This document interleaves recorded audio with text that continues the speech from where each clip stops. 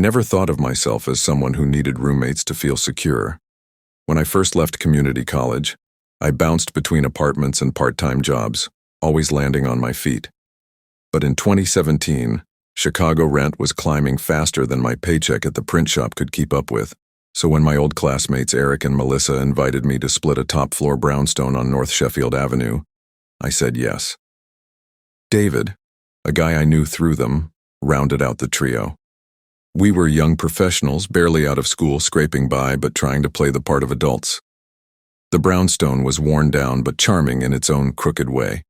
The stairwell smelled faintly of mildew after rain, and the radiators clanked like restless ghosts in winter. But we had space, a tiny deck with a view of the L tracks, and enough room to breathe. Rent was steep, though, so we posted an ad online for a fourth roommate. That's how Clara came into our lives. She seemed harmless enough when she arrived at our interview. 25, art student, messy blonde hair tucked under a knit beanie, clutching a portfolio case like it was armor. Her voice was soft, apologetic. "I just need a quiet place to focus," she said. She admitted her parents had cut her off, but Melissa, who carried her own scars from family rejection, was instantly sympathetic. Clara signed the lease 2 days later. At first, she was quiet to the point of invisibility. She spent hours sketching at the kitchen table, headphones in, as if she lived in another orbit. We welcomed the calm. In a house with 4 adults, silence was a gift. But small cracks appeared quickly. Dishes stacked up in the sink. Ashtrays appeared, even though smoking was forbidden inside. One night, Eric mentioned it, trying to be diplomatic. "Hey, could you maybe crack a window if you're gonna smoke?" Clara didn't blink. She just said, "I don't smoke." That answer stuck with me. Not because she denied it. People lie about smoking all the time. But because her face was utterly blank, like she truly believed her words even as the smell lingered on her clothes. It was the first moment I wondered if Clara was playing a different game than the rest of us. By November, she had a boyfriend, Ryan. He showed up one Friday night without introduction, lanky, hollow-eyed, chewing his fingernails raw. He barely spoke, just flopped on the couch and flipped channels while Clara sat beside him sketching in silence. He unnerved me instantly. One morning I found him in the kitchen staring at a family photo I'd left on the counter. He smirked and said, "You look different in pictures. Softer. Vulnerable." I laughed it off because I didn't know what else to do, but it chilled me. It was the first time I realized Clara hadn't come alone. Things shifted after Ryan became a regular presence. He was never officially living with us, but he was always there. His jacket slung over chairs, his boots by the door, his strange energy seeping into the house. The dynamic we had built with Clara, fragile as it was, collapsed into something harder to navigate. We began losing things. At first, it was little items. A watch David had since high school, a pair of earbuds Eric swore he left on the counter, Melissa's favorite sweater. We teased each other about being scatterbrained, but then Melissa's hairbrush turned up under Clara's bed when she helped her look for a phone charger. Clara laughed, a stiff, robotic laugh, and said she must have borrowed it. Her face stretched into a smile, but her eyes were wrong. The atmosphere grew heavier. Nights were the worst. I'd hear faint scratching sounds from Clara's room, like nails dragging against drywall. Melissa once swore she heard whispering through Clara's door, but when she pressed her ear to listen, it stopped instantly. Her sketchbooks, once filled with portraits and abstract shapes, turned darker. Bound figures with hollow eyes, shadowy faces peering around doors. When I asked about them, Clara's only answer was, "Art is supposed to reflect reality." The way she said reality lodged itself in my chest.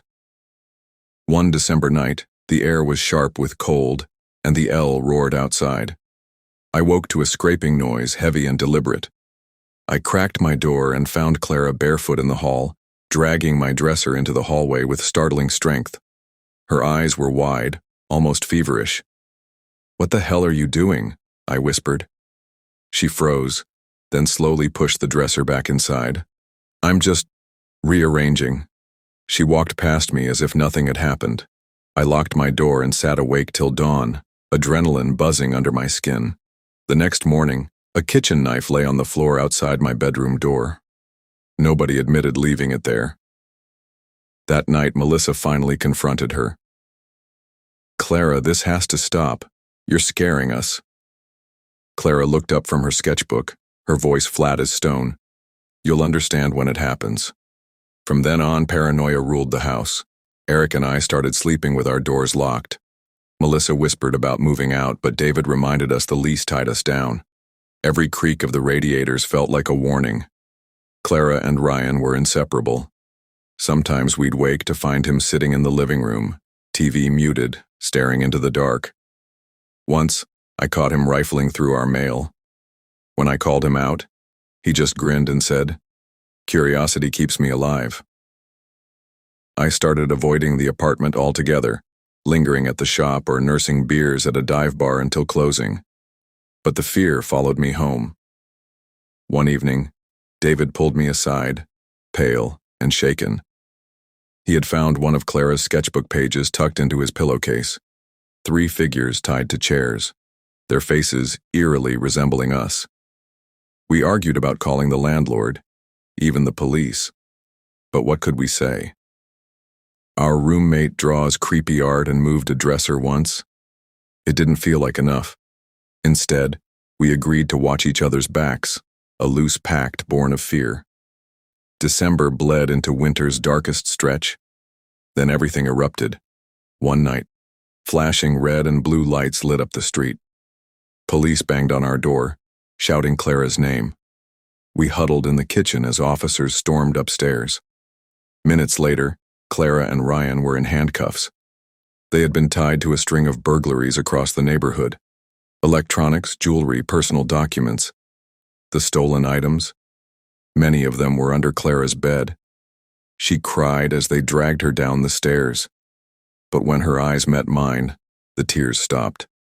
She smiled, faint and deliberate, like she had known this was coming all along. Relief came slow. For the first time in months, the house was quiet. We packed Clara's things into boxes and shoved them near the door. Melissa joked nervously about burning sage. David blasted music while he cleaned the kitchen, humming like he hadn't in weeks. But relief has a half-life. I couldn't shake the image of Clara's smile as the cops led her away. 2 weeks later, David moved into a new place. He said he needed distance and none of us blamed him. That's when he found the letter. It was slid under his new apartment door, a plain envelope with no return address. Inside was a torn page from one of Clara's sketchbooks, 3 figures tied to chairs in a dark basement. Our names scribbled underneath. David called us in a panic. Melissa came over, clutching her phone like a lifeline. We sat on his bare floor staring at the page. The shading, the rope, the blank eyes. It was her hand. There was no question. We reported it to the police, but they shrugged. Clara had already been charged. They said she couldn't contact us directly, but a drawing? No threat they could act on. Still, I taped my windows shut that night. I pushed a chair under my doorknob. My chest tightened whenever the L roared past, as if the noise was a signal I couldn't decipher. I'd always believed fear faded with distance, but Clara taught me the opposite. Sometimes it follows you, silent and patient, like a shadow waiting for the right light. Months passed. Life trudged forward in small, shaky steps. Eric took a new job and left the city. Melissa started therapy and stopped answering texts as often. David changed his number twice. I stayed, though, in Chicago, because running felt like letting Clara win. Sometimes I'd walk by the old brownstone. New tenants had moved in, string lights in the window, laughter spilling out onto the street. I wondered if they ever felt what we felt, that crawling sense of something rotten under the floorboards. I never saw Clara again, though sometimes, when the L screeches past in the dead of night, I swear I hear her voice, whispering that same phrase. You'll understand when it happens. I think about her smile, the knives, the drawings, and I wonder if Clara ever really wanted to be an artist, or if she was just documenting the world as she intended to shape it. We take for granted that the people we let into our homes share our same sense of boundaries and decency. But the truth is darker. Some people carry storms inside them, and when those storms break, they pull everyone in the house into the flood. The lesson isn't to live in fear, but to listen when something feels wrong, to act when small red flags start waving, and to never ignore your instinct when safety is on the line. Because sometimes survival isn't about being brave, it's about knowing when to walk away. I came to Seattle chasing the illusion of a fresh start. Back home in Germany, I had studied hard, worked odd jobs, and told myself that if I pushed through, life would open up. By 2019, I was 27 and had already accumulated debt from studying abroad. My job at a cafe in Capitol Hill barely kept me afloat, and when my hours were cut after the holidays, I found myself staring at rent notices I couldn't possibly cover. Seattle wasn't forgiving. Studios were running close to $1,000 for cramped boxes with peeling paint. I was desperate, scanning Craigslist every night until my eyes burned. That's when I found it. A room on East Pine Street for $375. Too good to be true. The ad was simple. Furnished room, utilities included, female tenant seeking quiet roommate. When I knocked, the woman who answered introduced herself as Elena. She was in her early 30s, tall, her dark hair pulled into a braid so tight it looked painful. Her accent was heavy, Hungarian maybe, though she didn't elaborate. The apartment was stripped bare with only a sagging couch, a single lamp buzzing in the corner, and blinds drawn against the gray light outside. She extended her hand. Her grip was firm enough to make me flinch. "I like quiet," she said. "If you like quiet too, this will work." Her eyes lingered on me in a way that made my chest tighten, but $375 silenced any doubts. I signed on the spot. The first week passed in a blur of relief. Elena was polite but distant. She cooked odd stews that filled the air with thick spices I couldn't name, and she spent most of her time behind her bedroom door, typing on an old laptop that clattered like a machine gun. I figured I'd landed in the ideal setup. A roommate who kept to herself, bills I could actually afford, and a roof that didn't leak. But good deals don't stay good for long. It started small. One evening, Elena knocked on my door holding a greasy pizza box. "Welcome you," she said, stepping inside without waiting for permission. At first, I thought she was trying to be friendly. We sat on my bed eating slices in silence until she asked, Do you lock your bedroom?" The question startled me. No. Should I?" She tilted her head. "Some people lock doors because they talk in their sleep. Some people give away secrets without knowing it." I laughed nervously. "I don't talk in my sleep." She smiled, but it didn't reach her eyes. "Good. Secrets stay safest when mouths stay closed." She asked if my family knew where I lived. When I turned the question back on her, she froze. After a long pause, she muttered something about a brother who didn't make it past his 20s. Then she excused herself, leaving the half-eaten pizza behind. From then on, her compliments grew sharper, more unsettling.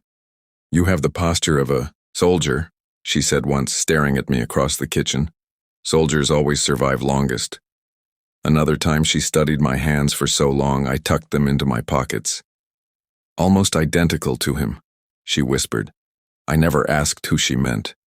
By February, the apartment began to feel less like a safe place and more like a stage I couldn't step off. At night, I'd hear high-pitched giggles drifting through the walls, childlike and eerie. The first time I laughed it off, telling myself it was the neighbors. But when I asked Elena about it, she didn't even blink. "Maybe the pipes laugh in this building," she said. "Old pipes do strange things." I started locking my door after that. Seattle winters cut to the bone, the rain a steady whisper against the windows. One stormy night, Elena appeared in the kitchen, her face pale under the flickering light. She poured herself a glass of water and stared at me like she'd been waiting. "My ex thought leaving me would make him safe," she said suddenly. Her voice was calm, almost clinical. "But you can't just walk away from people like me. I tried to keep my tone light. Breakups are hard, I guess. Her eyes fixed on mine, unblinking. Sometimes love needs violence. Otherwise, it isn't real. I stood there frozen, holding my coffee mug like a shield. She walked past me without another word, retreating to her room. The door closed softly and I felt my knees go weak. The following week, I woke to a sound that prickled every nerve in my body. Scraping, steady, and deliberate. Through the narrow crack of my bedroom door, I saw her dragging my dresser away from the wall, her face expressionless, movements purposeful. "What the hell are you doing?" My voice cracked. She looked up slowly. "I'm just rearranging. You'll see." Then she pushed the dresser back into place as though nothing had happened and padded down the hall barefoot. The next morning, a kitchen knife lay neatly on the floor outside my door. When I confronted her later, my voice shook. "Did you put that knife there?" She tilted her head, eyes gleaming. "Maybe you dreamt it. Dreams feel real, don't they?" That was the moment I realized I had to leave. I told her I had to move out for family reasons. My mother was sick, I said. My father needed me. Lies rolled off my tongue because the truth felt too dangerous to speak. She didn't question me. Instead, she hugged me. Her body was rigid, her lips close to my ear. "You'll return," she whispered. "They all return." I packed in one frantic night, shoving clothes into garbage bags and abandoning anything too heavy to carry. 2 days later, I dragged my belongings into a dingy studio across town. The place smelled of mold and the plumbing rattled, but I could breathe again. At least I thought I could. The first message came a week later from an unknown number. "I still hear you breathing at night." I stared at the screen until my hands shook. Then another message arrived. "The dresser looks better where I placed it." I changed my number. For a while, the silence tricked me into believing it was over. But fear makes you listen differently. Every knock at the door, every creak in the hallway set my heart racing. Then, at 3:15 one morning, my phone buzzed again. A new number. I shouldn't have opened it, but I did. The image was blurry, but unmistakable. It was my new apartment door. Sleep became impossible after that. I pushed a chair under the knob, taped the windows shut, and left the lights burning until dawn. I told myself it was paranoia, that maybe a prankster had snapped the photo. But deep down, I knew. Sometimes I'd pass a tall figure on the street, bundled in a coat, and my stomach would drop. I never saw her face, but I didn't need to. The presence was enough. I thought about going to the police, but what would I say? My old roommate sends me creepy texts and maybe took a picture of my door. Without proof, they'd tell me to block the numbers and move on. Instead, I carried the fear with me. At work, I jumped every time the bell above the cafe door jingled. On the bus, I scanned every seat for her silhouette. At home, I listened to the silence until I thought I could hear her breathing through the walls again. Seattle carried on as if nothing had happened. The city glittered with neon signs, the bars pulsed with music, and the rain kept falling. But my world had shrunk to survival, making it through one day without seeing her face, without hearing her voice whisper in the dark. I don't know if Elena is still out there watching. I only know that cheap rent came at a cost I'm still paying. Sometimes desperation blinds us to danger. We convince ourselves that a bargain is worth the risk, that silence equals safety, that strange behavior can be excused if the rent is low enough. But safety isn't measured in dollars. The people we share walls with shape our lives as much as any lease or paycheck. The lesson is simple, but vital. Trust your instincts. When something feels wrong, it probably is. No discount, no convenience, no false sense of security is worth sacrificing your peace of mind. When I boarded the plane to Denver in the summer of 2015, I thought I was finally putting distance between myself and everything I wanted to forget. The breakup in Prague had gutted me, leaving behind a version of myself I barely recognized. My friends told me Denver was cheaper, friendlier, a place where someone like me could work remotely and slowly put her life back together. I wasn't sure I believed them, but I needed a change, and change felt safer when it was wrapped in miles of distance. I found the townhouse through Craigslist after weeks of panicked searching. The rent was $420 a month, which was absurdly low compared to anything else near Colfax Avenue. I told myself not to question it too much. A lifeline is still a lifeline, even if it looks frayed. Natalie Fisher opened the door when I arrived. She was in her early 30s, short blonde hair tucked neatly behind her ears, her posture perfectly straight. "You must be Sophia," she said softly, her voice carrying an accent I couldn't place right away. "Swiss," she explained later. She said she was a part-time caregiver, though she never seemed to leave the house. Inside, the townhouse was unnervingly bare. The curtains were always drawn, blocking out the Colorado sun. The furniture looked mismatched, second-hand, with the only striking feature being a corkboard covering one wall of the living room.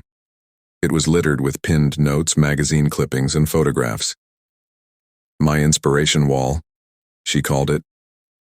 I smiled politely but felt an unease I didn't want to name. That first week she was kind in her own quiet way. Every evening she brewed tea, offering me a steaming cup without fail. We talked about travel, about art, about why we had both ended up in this city. I wanted to believe I had stumbled into a peaceful situation after months of chaos. For a little while I let myself believe it, but comfort has a way of wearing thin, and soon the cracks started to show. It was during one of our tea nights that she said it. We were sitting at the small kitchen table, steam fogging the air between us when she leaned forward. "You twist your hair when you lie. You've done it since childhood, haven't you?" I froze, mid-sip. I didn't remember telling her that. In fact, I wasn't sure I had ever told anyone. "How would you know that?" I asked. She smiled, tilting her head. "Some things are easy to see." After that, I started noticing how much she remembered, what foods I preferred, the way I set my alarm, the songs I hummed while cooking. At first, I brushed it off as harmless observation. Some people are just perceptive, I told myself. But then the texts started. Anonymous numbers, short messages, "Pretty dress today. You hum when you cook spaghetti. The red scarf suits you best." These weren't things strangers on the street could notice. They were private details, visible only within the walls of the townhouse. I wanted to believe it was a prank, some friend messing with me from back home. But the pit in my stomach told me otherwise. The worst moment came late one night. I walked into the kitchen for a glass of water and found Natalie seated at the table, flipping through a photo album. My photo album. The one I kept locked in my suitcase, filled with old family pictures from Croatia. "What are you doing with that?"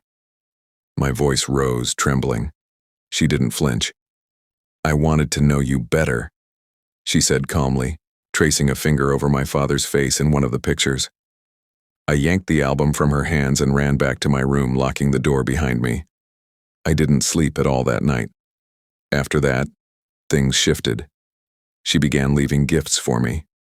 A silk scarf in my favorite color draped across my bed. A bottle of perfume identical to the one my ex had once given me. A sketch taped to my door of me sleeping, my face peaceful, drawn in delicate pencil strokes. I confronted her one evening, scarf in hand. "Did you put this in my room?" Her eyes softened in a way that chilled me more than anger would have. "You don't have to be afraid," she whispered. "I'm the only one who will ever understand you." From that point on, the house never felt silent. I'd hear creaks in the hallway outside my door at night as if someone were pacing. Sometimes I woke to humming. Not just any humming. My humming. The exact tune I often caught myself repeating while cooking, now echoing faintly from her room. I thought about leaving, but where would I go? Rent was crushing me already, and part of me kept second-guessing. Maybe I was paranoid. Maybe she was lonely and eccentric, not dangerous. Then I found the scrapbook. It was hidden behind a stack of magazines in the living room. At first glance, it looked harmless. Patterned paper, carefully glued pages. But when I opened it, my blood ran cold. Every page held photoshopped images of my face. My face pasted onto strangers' bodies, Some naked, some tied up, others smiling eerily. Around the edges, words were scrawled in shaky handwriting. Finally together. Forever, even if she runs. I dropped it like it had burned me. I didn't know who else to turn to, so I called my older brother back in Croatia. Over video chat, I showed him the scrapbook. His face darkened instantly. "You need to go to the police right now," he said. "Don't wait, Sophie. This is dangerous." The next morning I did. 2 officers came to the townhouse, their expressions cautious as I explained everything. They flipped through the scrapbook, but Natalie stood in the corner, her face perfectly calm. "She's unstable," Natalie said evenly, pointing at me. "She's imagining things." The officers couldn't charge her with anything. The photos weren't illegal, just disturbing. They warned her to stay away from me, then left. The whole time she stood there watching me, her smile as thin as a razor. I knew I couldn't stay. Within 48 hours, I packed what I could and crashed on a coworker's couch. I left furniture, clothes, even my grandmother's quilt behind. None of it mattered compared to getting out alive. But the escape didn't end the nightmare. A week later, I was in a new apartment, smaller but safer, or so I thought. Then I found the first note slid under my door. "The scarf looks better on you when you sleep." I tore it up, told myself it was coincidence, a sick prank by someone in the building. Then came the second. "Don't try to hide. I've always found you." I stopped sleeping after that. Every sound outside my window, every footstep in the hall made my heart hammer. I thought about calling the police again, but what could I show them? Scraps of paper with handwriting that meant nothing to anyone but me. Denver was alive with summer, music pouring out of bars, the air warm and electric. But my world had shrunk to a single fear. That she was still out there watching, waiting, convinced we were bound together by something only she understood. Even now, years later, I sometimes wake to the sound of humming in the dark. My own humming, carried back to me like a memory that refuses to let go. When you share a home with someone, you're sharing more than walls. You're handing over access to your routines, your habits, your vulnerabilities. It's easy to ignore the warning signs, to convince yourself that eccentric behavior is harmless because moving is hard, or because you don't want to make waves. But safety demands listening to your instincts. When someone crosses boundaries again and again, it isn't eccentricity, it's danger. The moral is simple: trust the unease in your gut. Protecting your peace and safety is worth more than rent, comfort, or convenience. Back in 2012, I was 25 and desperate. I had just landed a job at a small marketing firm in downtown Philadelphia. The pay was barely enough to keep me afloat, and student loans kept nipping at my heels. I knew I couldn't afford my own place, so I did what every broke 20-something did at the time. I scrolled Craigslist, refreshing listings until something cheap popped up. That's how I found 312 Willowbrook Avenue, a narrow row house tucked into a quiet neighborhood. The ad promised a room for $400 a month. It sounded too good to be true, but when you're drowning, you don't question the rope thrown your way. The house belonged to a woman named Kira Vogel. She was 28, from Austria, and the kind of person who seemed to suck the air out of the room the moment you walked in. Her jet black hair was tied in a messy bun, her eyes sharp, her smile thin. "I don't like boring people," she told me during the tour. "If you're boring, don't stay." I laughed nervously. I figured she was joking, though part of me knew she wasn't. The house itself had an unsettling feel.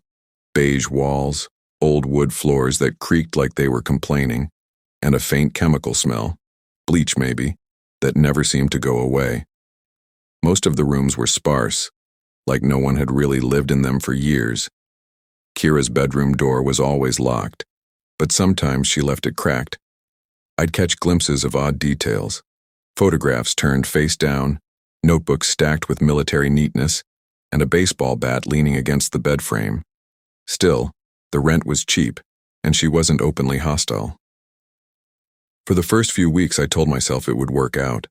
I had my little bedroom, my job, and the sense that maybe I was finally getting my life on track. But living with Kira was like walking on ice you couldn't see through. Every step felt fine until it suddenly didn't. At first, she was oddly welcoming. Kira cooked late at night, filling the kitchen with the smell of garlic and paprika. Sometimes she'd knock on my door and invite me to join. Over cheap wine, she'd tell stories about Vienna, childhood memories, old friends, strange adventures that didn't always add up. One night she leaned across the table, eyes glinting, and said, "I can read people better than they can read themselves." I wasn't sure if it was confidence or a warning. Her mood shifted without warning. One night she'd laugh loud, almost charming, leaning close as though we were conspirators. The next, she'd slam doors, mutter in German under her breath, and accuse me of staring at her things. I tried to keep my head down, but she had a way of pulling me in. I came home from work one evening to find my bedroom door wide open. My laptop sat on my bed, screen glowing, though I was certain I'd shut it before leaving.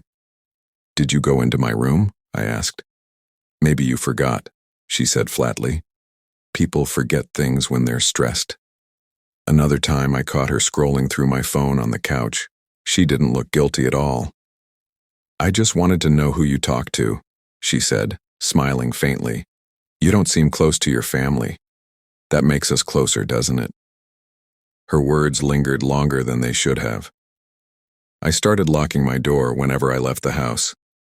But even then, I couldn't shake the feeling that she knew more about me than anyone should. Things grew worse when Trevor showed up. Trevor Hansen was Kira's boyfriend, if you could call him that. Early 30s, tall, built like someone who'd spent years in gyms and bars instead of classrooms. Tattoos snaked down his arms, and his eyes always had that restless, mean shine. At first, he didn't say much. He'd lounge in the living room watching TV or drinking beer, smirking whenever I walked past. But his presence filled the house with a weight I couldn't ignore. One night I came home late from work, tired and ready to collapse. The house was dark except for a faint glow from the living room. Trevor sat there in the shadows, waiting. "She says you don't trust her," he whispered, his voice low and almost playful. "That's a dangerous mistake." I didn't answer.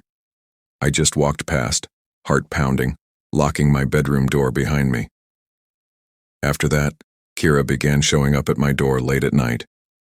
She'd knock softly and ask questions that made my skin crawl. "Do you ever dream of being trapped?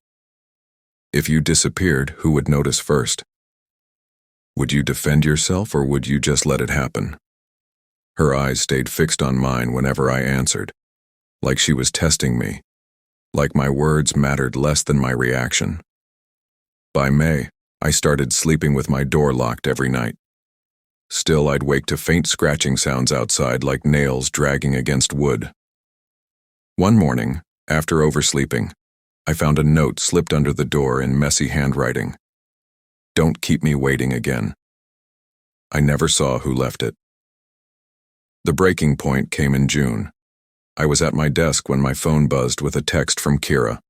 "Fairhill Park, 10 p.m. I need to explain everything. I should have ignored it. Every instinct told me not to go.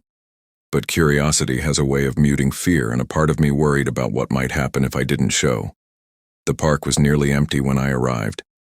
Streetlights flickered, insects buzzing in the muggy air.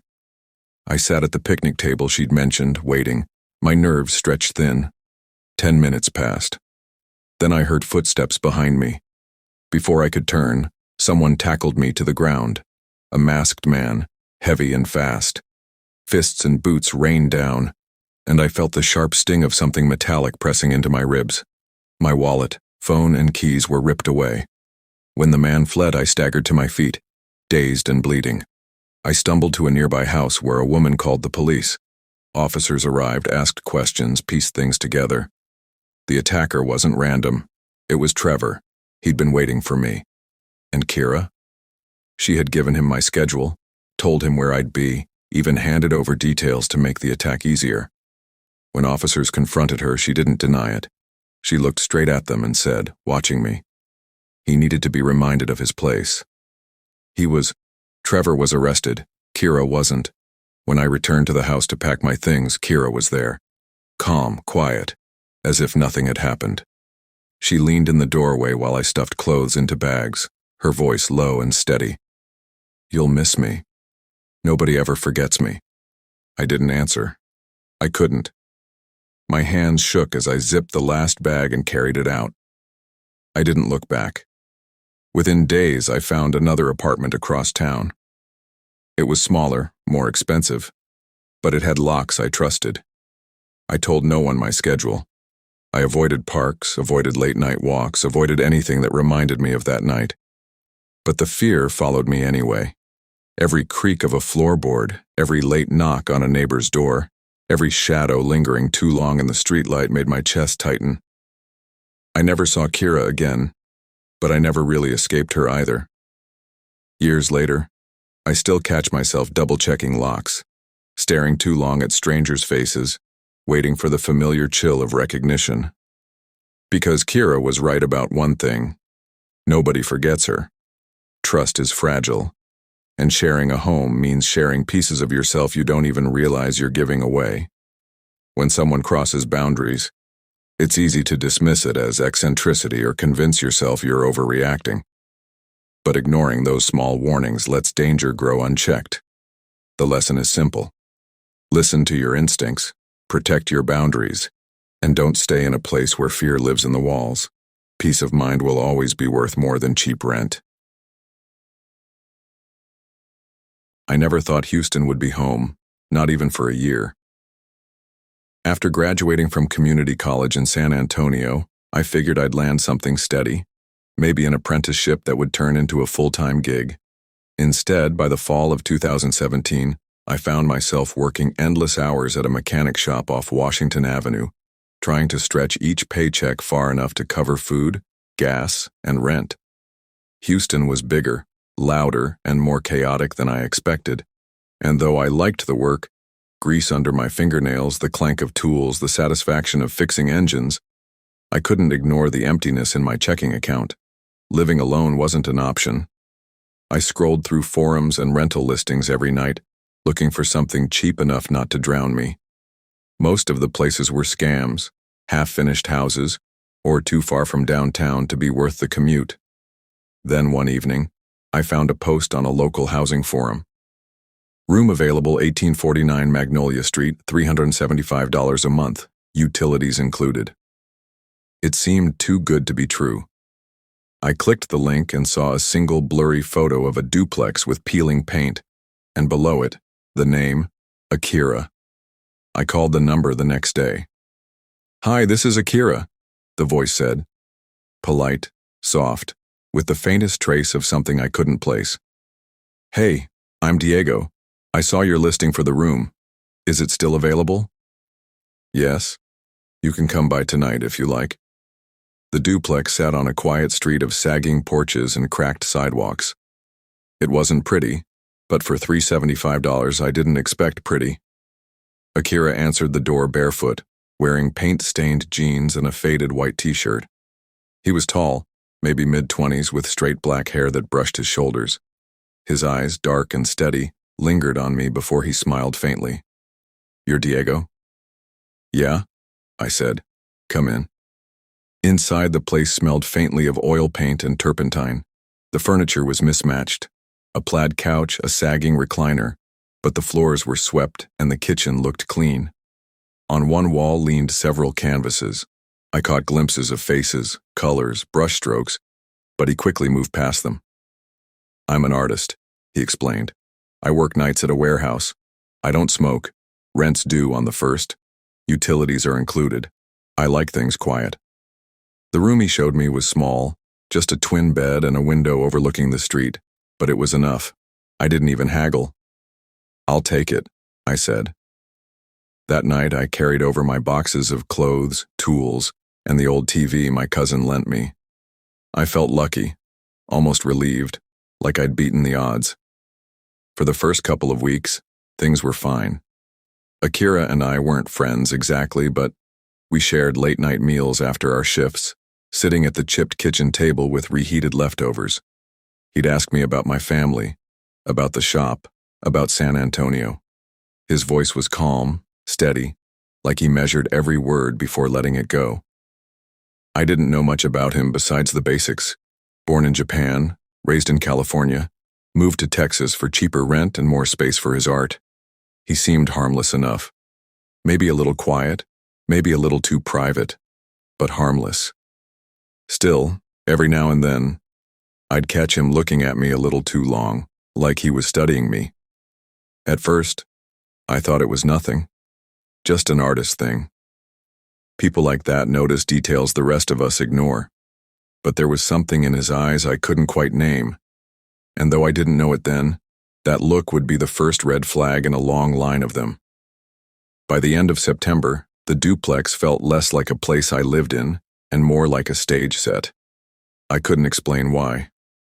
Everything looked normal. The fridge was stocked, the bills were paid, the walls were quiet most of the time, but small things started gnawing at me. The first time I noticed was with my toolbox. I kept it under my bed locked. One night after work, I reached for it and found it gone. Panic shot through me. Those tools were my livelihood. I searched the room, the kitchen, even the bathroom. Nothing. 2 days later, I found the box sitting neatly in the hallway, every wrench and socket cleaned and arranged in order. "Hey, Akira," I asked at dinner, trying to sound casual. "You see my toolbox?" He looked up from his rice, expression unreadable. "Yes, I borrowed it. I forgot to ask." "You could have told me," I said, half laughing. "I put everything back, cleaner than before." His faint smile returned, but it didn't touch his eyes. Another time, my phone charger disappeared. I tore the room apart, irritated, only to find it later in the bathroom sink. I mentioned it, and Akira shrugged. Maybe I borrow things without asking. I forget sometimes. The way he said it, calm and unbothered, made it hard to argue. But something in me started paying closer attention. At night, when I tried to sleep, I often heard him humming, a low, tuneless sound that drifted through the walls. It wasn't music, not really, more like a drone. Sometimes it kept me awake for hours, and once, at 3 a.m, I woke to the sound of footsteps pacing just outside my door. I yanked it open, heart pounding, and found him standing there holding a glass of water. "Couldn't sleep," he muttered, smiling too widely. I closed the door without answering. It wasn't until the day I found his sketchbook that the unease became fear. He left it open on the couch while he showered. At first I only glanced, curious, but what I saw made my stomach tighten. Page after page was filled with my face. Not portraits in the flattering sense, but twisted versions. Me screaming, me with hollow eyes, me bound to a chair. Above one drawing, scrawled in heavy black strokes, were the words, "Soon he will understand." I closed the book fast and shoved it back where it had been. My hands shook the rest of the night. When he came out of the bathroom, damp hair dripping, he caught me staring at the sketchbook. "Do you like them?" he asked softly. I forced a smile. "You're talented." His grin widened, and for the first time I felt real fear bloom in my chest. After that, I kept my distance. I worked longer shifts, hung around the shop after hours, and spent weekends at my cousin's place on the north side. I locked my bedroom door at night and tried to convince myself I was overreacting. People express themselves in strange ways. Maybe he just used me as a model. Maybe the drawings weren't as dark as I thought. But then he noticed.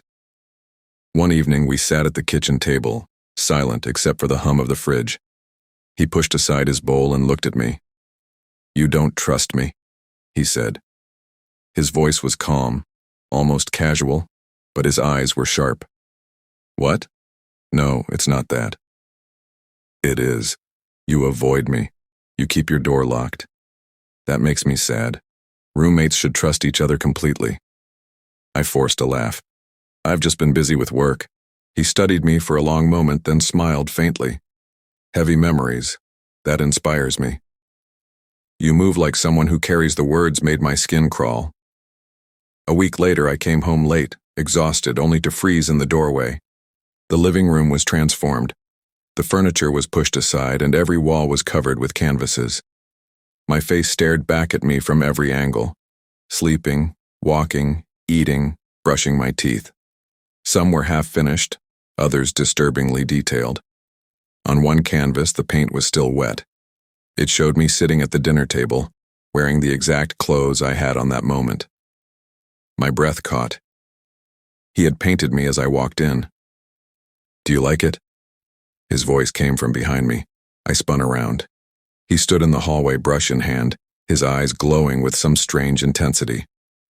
"I can't. This is too much," I stammered. "You can't keep doing this." "It's not me," he whispered. "It's you. You bring it out. You make me see." I didn't answer. I bolted to my room, locked the door, and called my cousin. "I need you to come get me," I said, voice shaking. That night, I packed everything I could fit into 2 duffel bags and left. 2 days later, I returned with a friend to grab the rest of my things. The duplex was empty, no paintings, no furniture, no sign of Akira. "Dude," my friend muttered, staring at the bare walls. "It's like no one lived here." I searched every room, hoping to at least find some clue, but it was spotless. Too spotless. I left with my boxes and told myself it was over, but it wasn't. A week later, I got a text from an unknown number. "You should have stayed." I blocked it. Then came the package. No return address, just my name scrawled in neat handwriting. Inside was a single canvas, wrapped in brown paper. I tore it open and froze. It showed me standing at a grave, my own name carved on the tombstone. I dropped it, my hands trembling. My friend told me to go to the cops, but what could I say? That my ex-roommate mailed me a painting? That he might be watching? I stored the canvas in the garage and tried not to think about it. But at night, when I closed my eyes, I still saw his smile. Months passed. I moved in with my cousin, picked up extra shifts, and tried to move on. But I never shook the feeling that someone was following me. Sometimes, leaving work, I'd notice a car idling across the street. Sometimes, walking home, I'd hear footsteps that stopped when I turned around. One night, I found another package on the porch. No address, no note. Inside was a sketchbook, every page filled with my face. I didn't open it all the way. I burned it in the backyard. After that, the packages stopped. Slowly, I stopped looking over my shoulder. But the fear never left. Even now, years later, I still wonder where Akira went. Did he move on to another city? Another roommate? Does he still paint faces of people who don't know they're his inspiration? I don't know. Maybe I'll never know. But sometimes, in the quiet of the night, I swear I hear that low humming again, drifting through the walls. Trust your instincts. We all want to believe people are harmless, that the strange behavior we notice is just quirks or personality. But when your gut tells you something isn't right, you can't afford to ignore it. A cheap rent isn't worth your safety, and politeness isn't worth your peace of mind. Some doors, once opened, let in more than just a roommate. Sometimes they let in something you can't ever fully shut out. I was 21 when I moved into that little house on East Lemon Street in Tempe, Arizona. It was 2018, and I was halfway through my architecture degree at Arizona State. The place wasn't much, just a single-story house with faded stucco walls, a roof that looked like it had been patched together with duct tape, and floors that groaned every time you set foot on them. But for me, it was freedom. No more cramped dorms, no more cafeteria food, no more RAs telling me to quiet down. My roommate was Omar Khalil, a biology major who'd already been renting the place for a year. He was quiet, polite, the kind of guy who spent more time at his desk than anywhere else. We weren't close friends, but we got along. He'd nod when I came home. I'd offer him some pizza when I ordered too much, and sometimes we'd sit in the kitchen talking about school while the swamp cooler rattled away like it was on its last breath. Money was tight. Between tuition, books, and the landlord threatening to raise rent every other month, we barely scraped by. Omar worked part-time at the library. I picked up small drafting gigs, drawing floor plans for contractors who didn't want to pay a licensed architect. Still, we managed. It wasn't glamorous, but it was ours. I liked the rhythm of our life there. I'd spend long nights sketching, sometimes falling asleep with my head on the desk surrounded by paper and empty coffee mugs. Omar was usually in his room, lamp glowing under the door while he scribbled notes about cells or chemical reactions. The creaky floors were part of the house's personality. Every step announced itself. Sometimes when Omar walked down the hallway for a glass of water, the sound would travel right into my dreams. One night, though, it wasn't Omar. I woke around 3 a.m. to the sound of slow, deliberate footsteps. Step, pause, step, pause. At first, I thought Omar was up late, but when I peeked out, the kitchen was dark, empty. I told myself maybe he'd already gone back to his room, but when I finally drifted back to sleep, the image of that empty kitchen lingered. The next morning, over cereal, Omar asked casually, "Why were you walking around last night?" I nearly dropped my spoon. "I thought that was you." We laughed it off, both unsettled. But in the back of my mind, I knew the sound hadn't been a dream. It kept happening. Always around 3 in the morning, always that same rhythm. Step, pause, step, pause. I'd wake with my heart already racing, straining to hear where it was coming from. Sometimes it sounded like the hallway, sometimes the kitchen.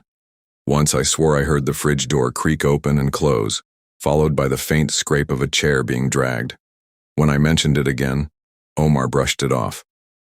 Old house. Wood expands at night. He said it with a shrug, but I noticed he started leaving his desk lamp on when he studied, like he didn't want to sit in the dark anymore. I tried to rationalize it too. Houses make noises. The desert cools down at night, the wood shifts, things settle. But the steps were too even, too measured. It sounded like someone was actually walking. One Friday night, I decided to stay up. No sketching, no headphones. Just me on the couch with the lights dimmed, waiting. My phone sat in my lap, flashlight ready. At exactly 3:07, the boards groaned. Step, pause, step, pause.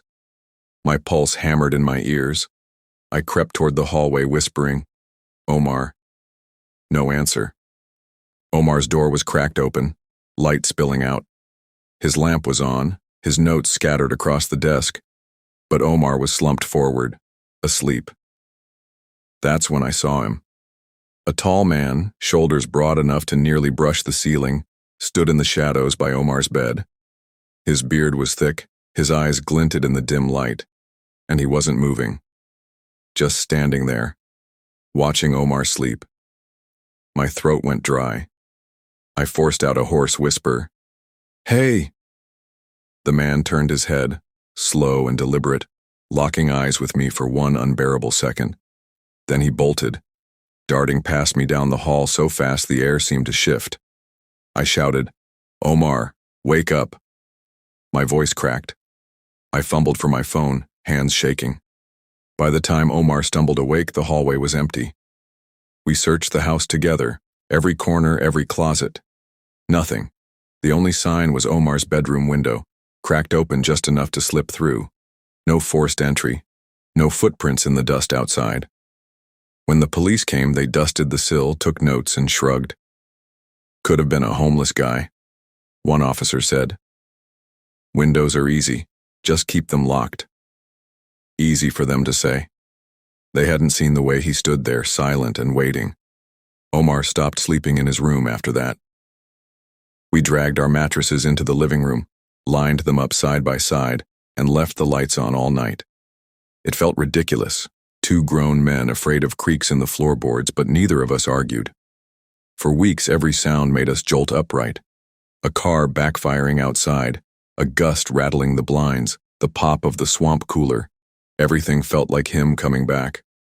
I couldn't shake the memory of his eyes, the way he'd looked at Omar like he was studying him. I asked Omar one night, "You ever see him before? Around campus or anything?" "No," he said quickly, almost too quickly. Then softer, "But I feel like he's been here before." That stuck with me. The more I thought about it, the more I wondered if we'd been living with small signs all along. The missing food, the chair I swore was out of place, The footsteps. Maybe he'd been coming and going long before we ever caught him. I started checking the windows obsessively, pressing on the locks twice, 3 times. I wedged a chair under the back door handle. Omar stopped studying at night unless I was awake too. We were living like prisoners in our own house. And still at 3 a.m., the footsteps came. Sometimes faint, sometimes so close it felt like they were right outside the living room. We never saw him again. Not fully, but I swear some nights I heard the fridge creak open, the whisper of a chair dragging across the kitchen tile, the sound of breathing just beyond the hallway. By mid-semester, the fear was eating us alive. My grades slipped, my sketches grew shaky and unfocused. Omar's notes turned sloppy, his hands trembling when he held his pen. Neither of us was getting proper sleep. One night, I snapped. Move. We can't keep living like this, I said, pacing the living room. We should, with what money? Omar shot back. His voice was sharper than I'd ever heard it. Can break my lease and find a new place on a library paycheck? You think I knew he was right, but I couldn't accept it. Then what? We just wait until he comes back? Omar rubbed his eyes. Maybe he already has.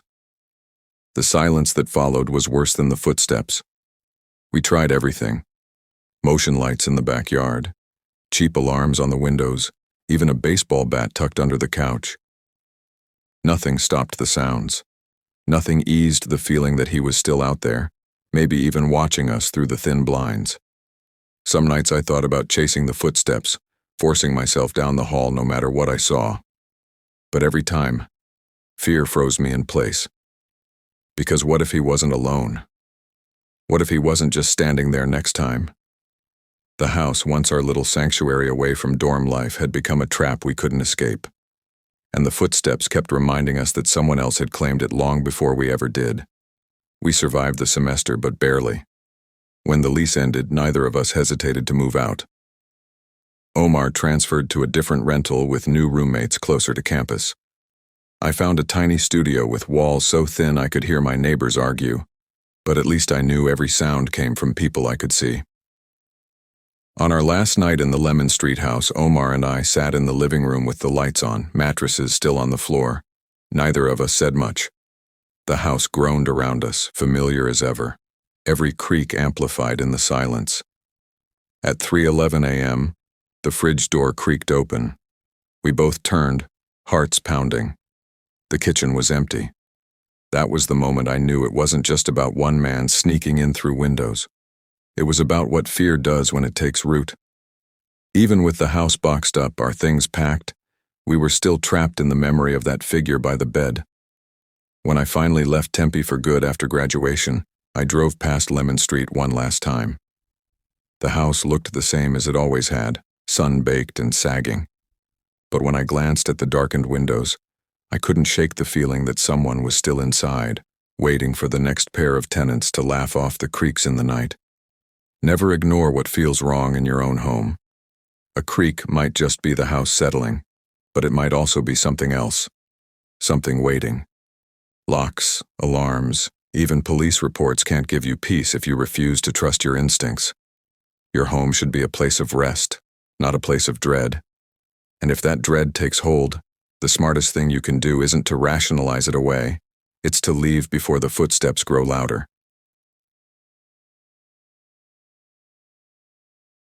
Looking back now, I can't believe how easily Marcos and I let a stranger into our lives. In 2015, we were 20-something kids trying to make rent in a modest, single-story rental on Pepperwood Drive, just west of the Strip in Las Vegas. It wasn't glamorous. 2 bedrooms, creaky ceiling fans, desert-baked stucco walls that trapped the heat. But it was ours. I worked nights as a cashier in a casino off Fremont Street. The shifts were long, mostly mindless, but they kept the bills barely paid. Marcos was the ambitious one, juggling shifts at a strip mall cell phone store while finishing online classes in web design. He had dreams of moving us somewhere better, somewhere quieter than Vegas.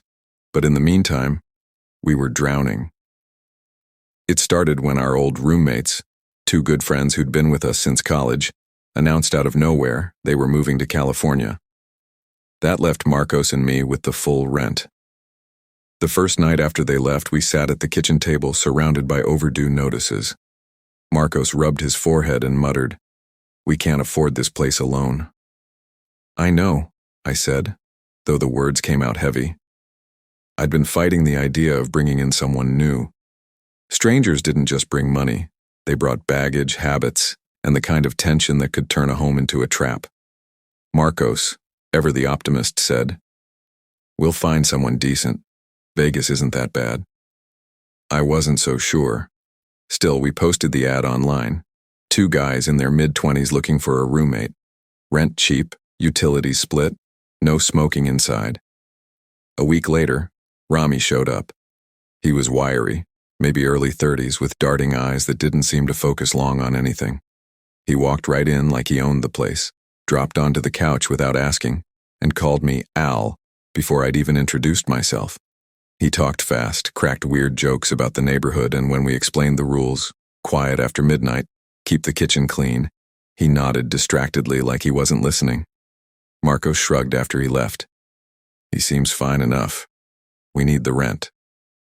I wanted to say no, but the weight of the overdue bills pressed harder than my instincts. Against every red flag in my gut, we let him move in. At first, it was tolerable. Annoying, but tolerable. Rami left dirty dishes piled in the sink and slammed doors at 2 a.m. He'd disappear for days, then show up smelling like smoke and something chemical I couldn't quite place. Once he brought in strangers at 2 in the morning, laughing and spilling beer in the kitchen while Marcos and I tried to sleep. When I confronted him, he smirked. "Relax, Al. This is Vegas, not Sunday school." I hated the nickname, hated the smirk even more. But Marcos brushed it off. He's not worth it. Don't fight him. Little things started going missing. My favorite mug, one of Marcos's headphones, even a couple of textbooks I needed for a certification exam. Rami mocked me when I asked about them. "Casino boy thinks I'm stealing his homework now?" His grin had no warmth. What bothered me most wasn't the missing stuff. It was the way he sometimes stood in the hallway just staring. No words, no explanation. Just standing there until I finally said, "What?" Then he'd shrug and walk away, as if daring me to keep asking. The nights got worse. I'd come home at dawn after a shift and find him pacing in the living room, muttering under his breath. Once I found him sitting at the table with all the lights off, eyes wide like he'd been waiting for me. He only said, "Couldn't sleep." Marcos still tried to stay optimistic. "He's just weird, not dangerous." But my stomach told me different. The break-in came on a scorching July afternoon. I got home from work and found Rami pacing the living room, hair sticking up, eyes wide. "Someone broke in," he blurted before I even dropped my keys. "Need to call the cops. Took some of our stuff. I froze." "What are you talking about?" "They were in here," he insisted. "Look around, things are missing." I checked every room. Nothing seemed touched, until I noticed my old Nintendo Wii U console gone from the entertainment shelf. A few games, too. That was it. Marcos's stuff was still there, my laptop untouched, even the cash we kept in the kitchen drawer. Rami kept repeating himself, rehearsed, too quick. "They took my stuff, too. We got a call." His words sounded against my instincts. I let him call. He paced while waiting for the officers, muttering under his breath. When the squad car pulled up, he slipped outside to get some fresh air. That was the last we saw of him. The police searched, took notes, and eventually checked his car, an old dented Corolla parked at the curb. The doors weren't even locked. Inside they found my Wii U, Marcos's missing headphones, and a couple of kitchen knives we hadn't realized were gone. The officer shook his head. "Coming back. Looks like he staged it. We'll file a report, but honestly, he's not relief mixed with dread." If he wasn't coming back, why did my stomach feel like a knot? That night, Marcos and I threw Rami's clothes and trash bags onto the curb and changed the locks. We told ourselves it was over, that he was gone for good. But 2 weeks later, Marco spotted the Corolla idling across the street at midnight. The headlights were off, but the engine was running. "It's him," Marcos whispered, peeking through the blinds. By the time we called the cops, the car was gone. The following nights, I couldn't sleep. Every time a car slowed on our street, my heart leapt into my throat. I'd imagine the sound of footsteps outside the door, that cocky grin appearing in the shadows. I started double-checking the locks 3-4 times before bed. Marcos tried to calm me. "He's gone, Al. He's just messing with us." But I couldn't shake the image of him standing in the hallway, silent, daring me to react. That wasn't someone who just messed around. That was someone testing boundaries, seeing how far he could push. I realized then that letting him in wasn't just about money. It was about ignoring every instinct I had to keep us safe. Months passed. We never saw him again in person, though once I thought I spotted that Corolla parked behind a strip mall on my way home from work. I didn't stop to check. Life went on. Marcos finished his web design certificate. I picked up extra shifts, and eventually we managed to move to a smaller apartment on the east side. But the shadow of Rami lingered. Every time a stranger answered a roommate ad, I felt the same tightening in my chest. Every knock on the door after dark made me jump. I learned to trust that knot in my stomach, the one I'd ignored when Rami first sat on our couch and called me Al. The truth is, the scariest part wasn't losing my game console, or even seeing him outside in his car. It was realizing how close we'd come to something worse. He wasn't just careless or weird. He was measuring us, how much we'd tolerate, how easily we'd cave. Next time, it might not have stopped at missing electronics. Even now, years later, when a car idles too long on my street, I can't help but glance through the blinds, half expecting to see that crooked grin waiting in the dark. Your instincts are there for a reason. Money problems, convenience, or politeness should never outweigh the gut feeling that something isn't right. A home should be the safest place in the world, and once that safety is compromised, everything changes. If you ever feel that knot in your stomach about someone, listen to it. It's better to struggle a little with bills than to risk inviting danger into your life. When I left the dorms after my first semester of community college, I thought I was finally stepping into real adulthood. No more RAs breathing down my neck. No more cramped rooms with 3 guys stuffed into one space. Just freedom. I was 19, working nights delivering pizza, and I scraped together enough money to split a modest rental on Riverside Drive with a guy I met through a student housing forum. His name was Darius Cole, 20. A library regular who said he needed quiet and cheap rent. It wasn't a palace, but it was ours. 2 bedrooms, thin carpet, and a kitchen that smelled faintly of whoever lived there before us. The AC rattled when it kicked on, and the fridge made a clicking noise like it was about to die, but it was better than the dorms. At first, life was manageable. We weren't best friends, but we weren't enemies either. Darius was messy, leaving dishes stacked in the sink for days. I was loud, clattering through the door after midnight with greasy pizza boxes and tip money. We'd trade tight smiles, sometimes small jabs. You ever heard of soap? Or, some of us actually sleep at night. But we kept it from boiling over. That balance lasted maybe 3 weeks. Then Darius started pacing. He'd pull at the blinds like he was checking something outside. At first I thought it was just nerves, midterms, caffeine, stress. But one night when I came home, he was glued to the front window. "There's a car outside," he muttered. I laughed. "Yeah, people park on the street, man."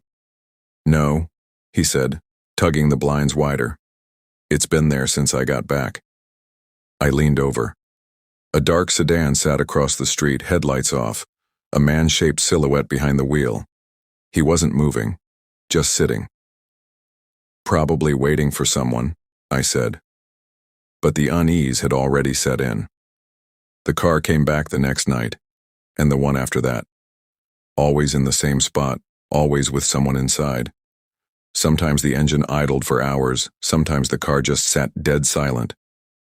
I joked nervously, trying to lighten the mood. Didn't laugh. He just closed the blinds tighter and muttered, Hey, maybe you've got a secret admirer. Darius, I told you. Someone's watching us. I wanted to believe it was coincidence. Riverside was a busy street. People waited for friends, hooked up for deals, maybe even slept in their cars. But the longer it went on, the more it felt deliberate. The same car, the same shadow behind the glass. Then it escalated. One night, I left for work in my beat-up Toyota Corolla. In the rear view, I spotted headlights pulling out behind me. The same sedan. My stomach clenched. I drove the whole way to the pizza shop with it trailing a few cars back, never passing, never turning. When I finally pulled into the lot, it slowed, then drifted past like nothing had happened. After my shift, I came back around 2 a.m. The sedan was parked 2 houses down from ours, brake lights glowing faintly in the dark. Okay, this is getting weird, I told Darius when I got inside. He shook his head. I told you he's watching us. Sleep became impossible. Every creak of tires outside made me jump. Darius barely left the house anymore, claiming the car circled when he tried to walk to the store. I thought maybe he was unraveling, maybe this was paranoia feeding paranoia. But then I saw it myself. It was 2 in the morning, a week later. I woke to the sound of gravel crunching. I crept to the window and peeked through the blinds. The sedan wasn't across the street anymore. It was parked directly in front of our house, engine running. My heart pounded so loud I thought it would wake Darius. Then the driver's side door opened. A man stepped out. Hood pulled tight, shoulders hunched. He started walking up our driveway. I froze. My mouth went dry. Darius, I whispered harshly. Wake up. He stumbled over, eyes wide, as he crouched beside me at the window. Together we watched the figure stop halfway up the driveway. Then, slowly, he turned his head. His face wasn't visible, but I swear he was looking straight at us. The porch light flicked on automatically. He froze, then pivoted sharply, walking back to the car. Within seconds, the sedan rolled away silently. We called the cops that night. By the time 2 officers showed up, the street was empty. They asked a few questions, checked the driveway with their flashlights, then gave us the same line I'd heard 100 times in crime shows. Probably just a prowler. Keep your doors locked. It wasn't comforting. Darius refused to sleep in his room after that. He dragged his mattress into the living room, begged me to do the same. We set them up side by side, leaving the lights on every night like kids afraid of the dark. I told myself it was temporary, that the man in the car had gotten spooked, that he wouldn't come back. But I couldn't stop watching the windows, couldn't stop listening for the low hum of an idling engine. Weeks passed. The sedan didn't return, or maybe it did and I just wasn't awake to see it. The fear dug in deeper each night. I stopped focusing in class. Darius stopped eating properly. We lived like we were under siege, 2 young guys barricading themselves in a house too small to hide from anything. Then one morning I woke to find his mattress empty. A note sat on the coffee table. I can't take being watched anymore. I'm moving out. He didn't leave a number, didn't leave an address. Just vanished. I stayed. I didn't have much of a choice. Rent was already overdue, and I couldn't afford to break the lease. But the silence after Darius left wasn't peaceful. It was worse. Every night when I came home from delivering pizzas, I'd circle the block twice, scanning for that sedan. Sometimes I thought I saw it 2 streets over, idling with the lights off. Other times I caught glimpses in reflections, dark glass, faint brake lights, a shape hunched behind the wheel. I never saw the hooded man again, not up close. But that didn't mean he wasn't there. Even now, years later, I think about him. Was he watching us specifically? Was it random? Was it Darius he wanted? Or me? I'll never know. But I do know this. He knew where we lived. He knew our routines. He knew how to make us afraid. And he succeeded. Fear thrives in silence. When we convince ourselves not to act, not to push harder for answers, we give fear room to grow. When something feels wrong, don't dismiss it. Document it. Tell others. Press for help. Because ignoring danger doesn't make it go away. Sometimes it just parks outside your house and waits. Growing up in San Diego wasn't easy. My mom worked 2 jobs, and by the time I hit my senior year at Hoover High School in 2014, she had moved out of state for work, leaving me in the care of my grandmother. Our apartment on Fairmount Avenue was small and noisy, wedged between a liquor store and a laundromat that never closed. The walls were so thin I could hear the upstairs neighbors arguing through the night, and the smell of fried food from the taco stand down the street clung to our curtains. Even with all that chaos, my grandmother kept our home steady. She was strict about homework, always asking about my grades, and she reminded me every single day that school was my ticket out of the cycle we were stuck in. I believed her. I wanted that scholarship, wanted to prove to her and to myself that I could do something with my life. Music was my outlet. I played drums in the school band, and whenever life felt too heavy, I lost myself in practice. That spring we had a concert coming up, and I stayed late almost every night rehearsing with the others. By the time everyone left, I'd still be in the music wing running through pieces, my hands blistered but my heart steady. It was one of those late nights that everything changed. The hallways were dark and quiet as I packed up my sticks and snare. It was past 10:45, the janitors had already finished their rounds, and the whole wing felt deserted. As I walked toward the exit, humming under my breath, I noticed the janitor's closet door cracked open. That was odd. It was always locked tight. Out of the corner of my eye, I saw someone crouched inside. A man, not in uniform, just a hooded sweatshirt and a pale, narrow face peering through the gap. He didn't move, didn't blink. Can I help you?" I asked, voice shaky. No reply. He just shifted slightly, still staring. My stomach dropped. I muttered, "Whatever, man," and tried to shake it off, but the hairs on my arms stood straight. I quickened my pace toward the trophy case near the exit. That's when I heard it.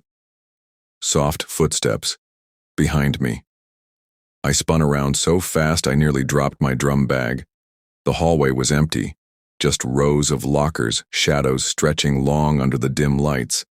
My sneakers squeaked on the floor as I started walking faster, pretending I wasn't scared. I pulled out my phone and texted my best friend Marcus. "Still at school. Think someone's here. Creepy as hell." No reply. At the end of the hall, I reached the exit doors and pushed the metal bar. Locked. My pulse spiked. They weren't supposed to lock until midnight. I rattled the handle again, muttering under my breath when I noticed movement. There he was. A tall, hooded figure stood at the far end of the hallway, completely still. My mouth went dry. "Yo, what's your problem?" My voice cracked. He didn't answer. He tilted his head slowly, like a bird studying prey. Instinct took over. I backed away, then bolted into the locker room, nearly tripping over my drum bag. My hands shook as I fumbled with my phone and called my band director. "Coach, somebody's in the hall," I whispered, my throat tight. "I'm not kidding, he's watching me." On the other end, his voice was groggy. "Hall? Tyrell, slow down. What do you mean someone's in the— he followed me. He's right outside." I hissed but stopped. Boots echoed against the tile. Step, step, step, closer. I clutched the phone so hard my knuckles went white. "He's coming," I whispered. Then silence. When my director finally showed up with the night janitor, the hallways were empty. The janitor swore nobody else had been in the building. The police checked the doors and shrugged. Maybe a homeless guy slipped in. Just make sure the place gets locked up earlier. I nodded, but I knew. The way that man stood there, it wasn't random. After that night, I avoided staying late at school, but music was everything to me, and rehearsals didn't end until nearly 9 most nights. Whenever I packed up to leave, my eyes darted to every shadow, every closet door. My friends teased me about it. Marcus said, "You're just jumpy, man." Probably was some dude looking for a warm spot. I wanted to believe him, but in the quiet moments I kept hearing the echo of those boots on the tile. Graduation came, and by the fall I started at San Diego State University. I thought the move would put it all behind me. New city, new dorm, new life. My roommate, Andre Taylor, was easygoing, always joking around, calling me Ty like we'd been friends forever. But even there, in the crowded dorm halls, the unease followed me. Sometimes, late at night, I'd swear I heard the same slow rhythm of footsteps outside our door. I told myself it was just neighbors coming back from parties. Still, I started leaving my desk lamp on when I slept. Andre noticed. Funny. That memory haunted me. Still scared of the dark, Ty? He teased. I laughed it off, but deep down it wasn't. Then one night, it came back in a way I couldn't ignore. I woke at 2:13 a.m. The room was dark except for the faint glow of my lamp. The door was open, and in the doorway stood a shadow. My first thought was Andre, oblivious. Andre, I whispered, but he was snoring. Sprawled across his bed, the figure stepped inside. My chest locked up. I heard the click of the door shutting, then the soft scrape of the lock sliding into place. Panic surged. I scrambled for my phone on the nightstand, but the man lunged forward. I caught just enough of his face in the dim light to know it was him. The same narrow features, the same hood. I shoved hard, breaking free and bolting across the room to Andre's bed, shouted, shaking him awake. Andre jumped up, eyes wide. Someone's in here. Together we rushed back toward the door, but when we flipped on the lights, the room was empty. The window was locked. No sign anyone had been there. Andre looked at me like I was losing it. Bro, are you sure? I saw him, I insisted, voice breaking. He was here. Campus security showed up, took a report, and gave us the same line the cops had before. Maybe a homeless man, maybe a prank. They left us with a warning to keep the windows shut and the doors locked. But I knew better. You don't mistake something like that. Not when it's staring right at you. After that night, I never slept in total darkness again. I kept a lamp on no matter where I lived, no matter how tired it made me. Andre eventually moved out saying I was too jumpy. I didn't blame him. Fear changes people. Years passed, but the memory never faded. Sometimes when I walked across campus late, I'd hear footsteps behind me. Same pace, same silence. I'd spin around and nobody would be there. Even now, long after college, I still wake in the middle of the night certain someone's standing in the doorway. My wife tells me it's just dreams, but I know better. That shadow in the hall wasn't just some random guy looking for shelter. I don't know if he followed me from the school, or if he was always something else, something that found me and never let go. All I know is this. Once you've looked into the eyes of someone who's watching you in the dark, you never forget it. Fear leaves its mark. Sometimes it's not about whether the threat was real or imagined. It's about the way it lingers in your mind, shaping your choices long after the moment has passed. When your instincts tell you something's wrong, trust them. Dismissing fear doesn't make it go away.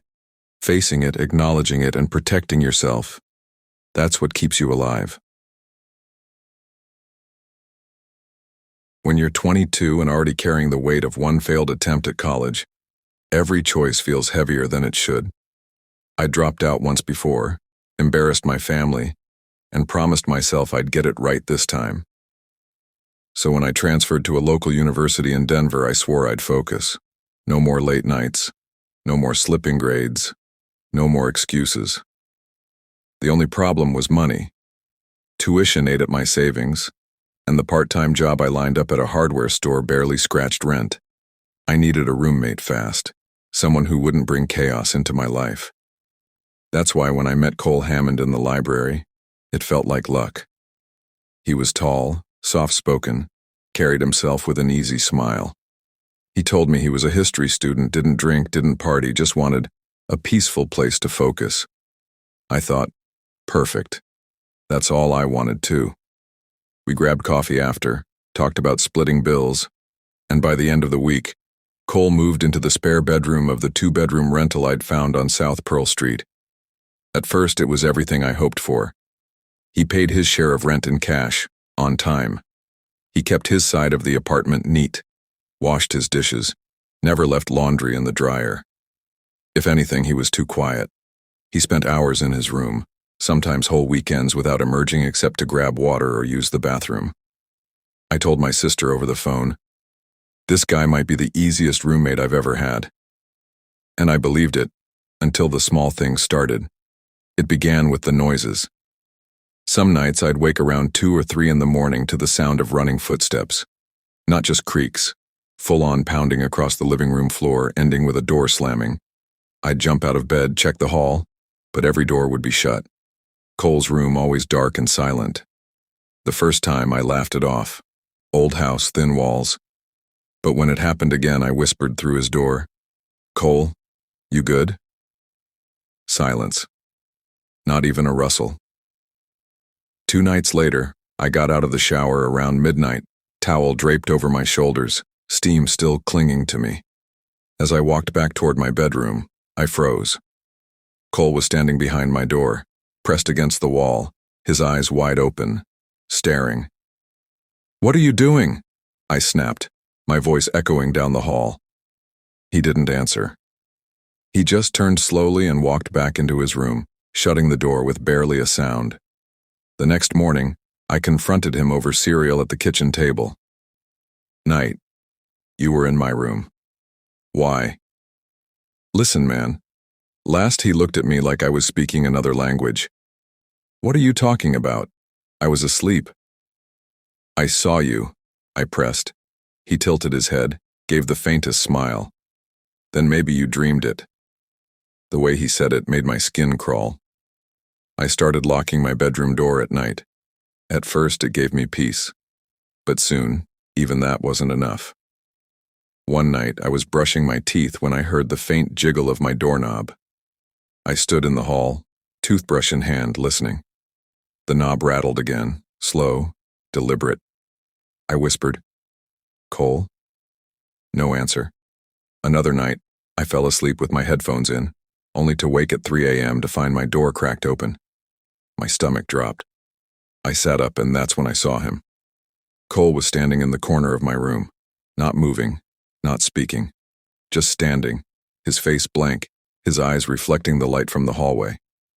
I shot out of bed. "Get out!" My voice cracked with fear. He bolted, slamming his own door. I stood there shaking, my heart pounding so hard I thought I'd faint. That night I didn't sleep. I sat on the edge of my bed with the lamp on, bag half packed, waiting for the morning. The next day I told him I was leaving for the night, packed a bag, and crashed at a friend's dorm. It felt juvenile, but I needed space. Safety. When I came back the next afternoon, the first thing I noticed was my bedroom light. It was on. I hadn't left it that way. Then I saw the note. A single sheet of notebook paper lay on my pillow. In neat handwriting it said, "You shouldn't lock me out." I stumbled back, bile rising in my throat. My first instinct was to run, but I forced myself to grab the paper, shove it in my backpack, and get out. That night I called the landlord, my hands shaking so badly I almost dropped the phone. He sounded annoyed more than anything. "What's going on now?" I told him everything, how Cole had been in my room, the noises, the note. There was a long pause. Then he said, "Truth is, I never checked his references. He had no rental history. Just gave me a recommendation letter I didn't even call on." "Are you kidding me?" I shouted. By the time I begged him to help me get out of the lease, Cole was already gone. His room was stripped bare. No clothes, no books, not even trash in the bin. It was like he'd never lived there. I left that same night. I didn't pack carefully. I just grabbed what I could and stuffed it into my car. Driving away from Pearl Street, I felt like I'd barely escaped something I couldn't name. For weeks I stayed with friends, bouncing between couches while I searched for another place. I told people bits and pieces of the story, but I always stopped short of the truth. Because how do you explain something like that without sounding paranoid? Still, the image stuck with me. Cole standing in the corner of my room, blank face, wide eyes, like he was studying me, waiting. Even now, Years later, I sometimes wake in the middle of the night certain someone's in the room with me. My rational brain says it's stress, it's memory, it's nothing. But my gut whispers otherwise. I never saw Cole again. And part of me is grateful.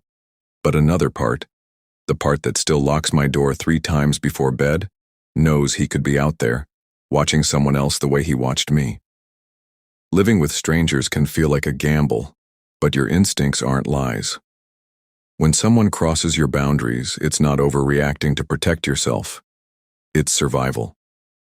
Peace of mind and safety should never be sacrificed for convenience, money, or politeness. Because sometimes the danger isn't loud or obvious. Sometimes it waits quietly in the corner. When you're 24 and freshly single, the world feels heavier than it should. That's where I was in 2019, dragging myself through long shifts at a coffee shop off Belmont, trying not to think too much about the breakup that had unraveled the life I thought I was building. Rent on a 2-bedroom apartment on S.E. Hawthorne was more than I could handle alone, but I couldn't stand the thought of crawling back to my parents' place in Salem. I told myself I'd make it work. I posted an ad online, desperate for someone, anyone, who could cover half the bills. That's how I met Devin Price.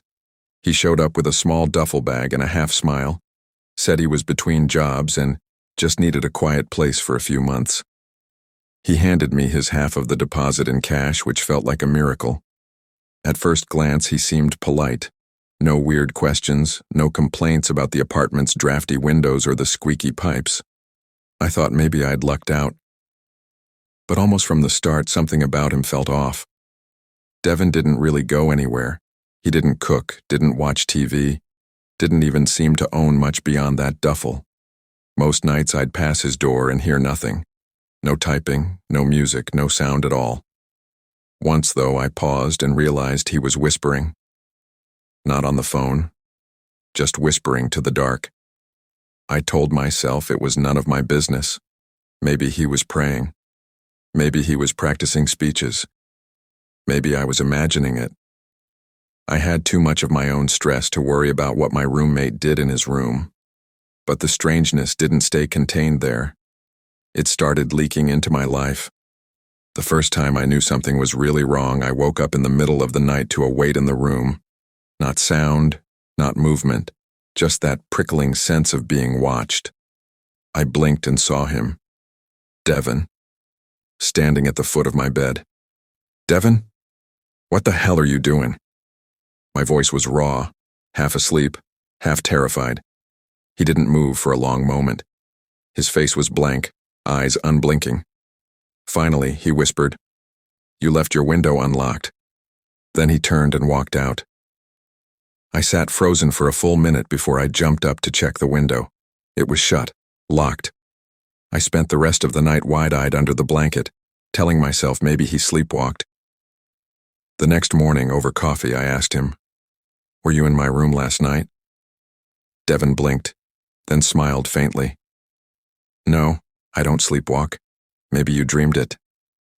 He said it so calmly that I almost doubted myself. Maybe it was the stress of the breakup. Maybe it was exhaustion. I tried to laugh it off. But deep down, I knew I hadn't dreamed it. After that, little things piled up. I'd wake to find my door cracked open when I knew I'd closed it. Once I came home from work to a note slipped under the door. "You should lock things tighter. Not everyone is trustworthy." I held the note out to him at dinner. "Did you write this?" Devin stared at me for a long time, then finally said, "Warn you first." His tone was flat. I felt my stomach turn. If I wanted to do something, I wouldn't. I started locking my bedroom door at night. At first it made me feel safer, but soon even that comfort was stolen. I'd wake to the sound of the knob turning slowly, deliberately, like someone testing the lock. I'd sit there, holding my breath, waiting, until finally the pressure stopped. Then I'd hear his footsteps retreat down the hall. Work became unbearable. I'd stumble through my barista shifts on no sleep, snapping at customers, burning milk because my hands were shaking. My manager pulled me aside once. "Everything okay at home?" she asked gently. I wanted to spill everything, but instead I forced a smile and said, "Just tired." Devin never apologized, never acknowledged the tension. He'd sit in the living room sometimes, staring out the window like he was waiting for something. When I tried small talk, asking if he'd had any luck finding work, he'd answer with a shrug, then ask questions about me. "Do you usually leave your curtains open? Do you always come home around the same time?" Questions that felt less like conversation and more like notes being taken. The breaking point came one night when I heard paper sliding across the floor. Another note. This one said, "You're easy to watch." I couldn't ignore it anymore. I confronted him the next morning, fists clenched, voice shaking. "You need to leave." Devin just looked at me with that faint smile. "I told you I wouldn't be here forever." He didn't argue, didn't pack slowly, just gathered his few belongings, if you could even call them that, into the duffel and carried it out. No goodbye, no forwarding address. He was gone before noon. Relief hit me like a wave, but it was mixed with something else. Fear. Because he left too easily, like he had planned it. For a few weeks, the apartment felt lighter. I slept with the door unlocked again. I cooked dinner, watched TV, even invited a coworker over for drinks. I thought maybe I'd overreacted, that Devin had just been socially awkward, that I'd let my paranoia spin out of control. Then the first note appeared. It was under my doormat, "Still not locking your window." I froze on the threshold, the keys shaking in my hand. The notes kept coming. One was taped to my bathroom mirror. "You're easy to watch." Another was left on the kitchen counter, though I was certain I'd locked the door. Each one felt like a blade slipping between my ribs. I begged my landlord to let me break the lease. "Please," I said, nearly in tears, "knows how to get in." The landlord gave me a hard time, but finally agreed. "It's not safe." I packed up my life into boxes, moved across town into a studio so small I could barely turn around, but at least it was mine. I changed the locks twice, bought a door bar, even shoved a chair under the knob at night. Still, I couldn't shake the feeling he knew where I was. Sometimes I'd wake in the dark, certain someone was standing over me. I'd switch on the light and see nothing but my cluttered desk, my half-folded laundry, but the dread never left. I never saw Devin again. But even now, years later, I catch myself checking the windows 3-4 times before bed. Because once you know someone is capable of watching you that closely, you can never unlearn it. We don't always get to choose who we let into our lives, especially when money or circumstances press us into taking risks. But boundaries are not optional. If someone makes you feel unsafe, trust that feeling. Protect yourself early, even if it feels awkward or inconvenient. Your peace of mind is worth more than rent, and ignoring instincts can cost far more than comfort.